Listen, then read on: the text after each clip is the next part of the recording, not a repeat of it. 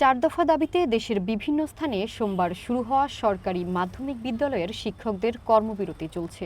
এতে মঙ্গলবার ঢাকাসহ দেশের বিভিন্ন জেলায় সরকারি মাধ্যমিক বিদ্যালয়ে বার্ষিক পরীক্ষা বন্ধ থাকে।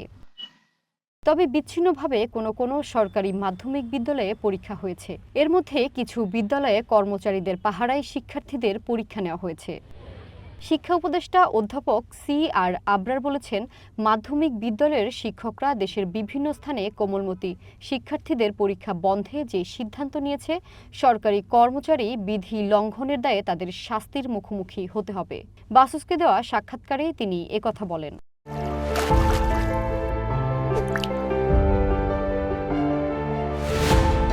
সরকারি মাধ্যমিক শিক্ষক সমিতির ব্যানারে আন্দোলন করা মাধ্যমিক বিদ্যালয়ের শিক্ষকদের চারটি দাবি হল, সহকারী শিক্ষক পদে বিসিএস ক্যাডারভুক্ত করে মাধ্যমিক শিক্ষা অধিদপ্তরে গ্যাজেট প্রকাশ, বিদ্যালয় ও পরিদর্শন শাখায় কর্মরত শিক্ষকদের বিভিন্ন শূন্য পদের নিয়োগ, পদোন্নতি ও পদায়ন দ্রুত কার্যকর করা, সুপ্রিম কোর্টের রায়ের আলোকে বকেয়া টাইম স্কেল ও সিলেকশন গ্রেডের মঞ্জুরি আদেশ দেওয়া, 2015 সালের মতো সহকারী শিক্ষকদের 2 থেকে 3টি ইনক্রিমেন্ট সহ অগ্রিম বর্ধিত বেতন সুবিধা বহাল করে গ্যাজেট প্রকাশ।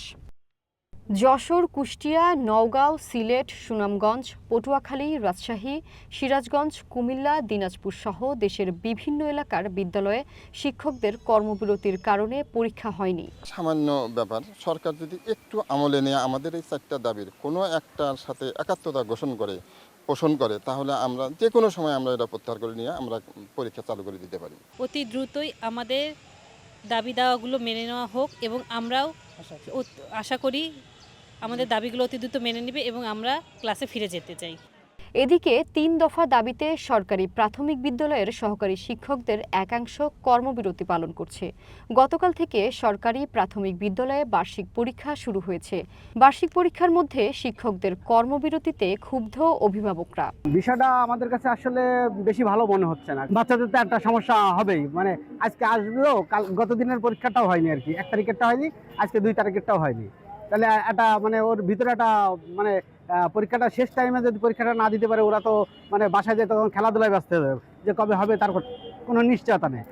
বাংলাদেশে শিক্ষা তথ্য ও পরিসংখ্যান ব্যুরো শিক্ষা পরিসংখ্যান 2024 অনুযায়ী সারা দেশে 19,117টি মাধ্যমিক বিদ্যালয় রয়েছে। এর মধ্যে 631টি সরকারি।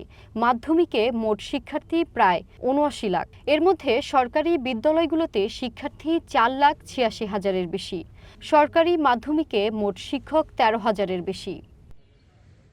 ভৌমি সারথী, ওয়ান ন্যাশনাল ডেস্ক।